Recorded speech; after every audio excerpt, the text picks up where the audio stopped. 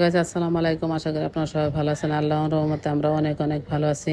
এই তো আমাদের গ্রামের বাড়িতে অনেক দিন যাবত একটি মুরগির ফার্ম দিতেছি। আমাদের গ্রামের বাড়িতে আসলে একটু ছোটো মোটো করে খামার করব, সেইটাই আপনাদের সাথে শেয়ার করতেছি।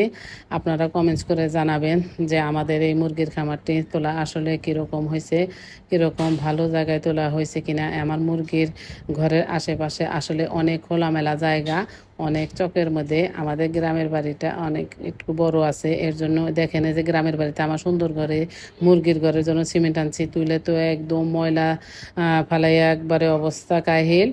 যাক, আসলে এসব আমাদের অনেক পরিশ্রম করে পরিষ্কার করতে হবে। গ্রামের বাড়িতে আসলে বিশাল বড় জায়গা, এই জন্য অনেক পরিশ্রম করে সব কাজ করতে হয়। এই তো আমার মুরগির ঘরের ভিতরে রাজমিস্ত্রিরা প্লাস্টার করতেছে।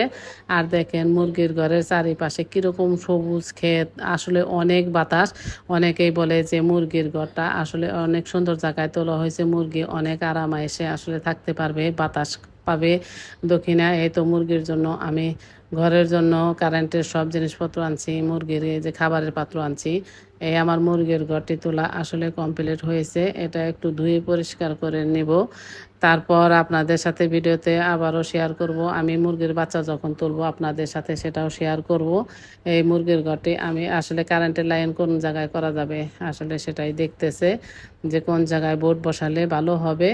আসলে চারিপাশে অনেক খোলামেলা, সবাই বলতেছে আসলে অনেক ভালো হয়েছে। এই তো খুব সুন্দর হয়েছে। এই যে দেখেন পর্দা দিয়ে দিছি, কালো পর্দা দিয়ে দিয়েছি। এই যে আমার চারিপাশটা আপনাদের সাথে দেখালাম বাড়ির।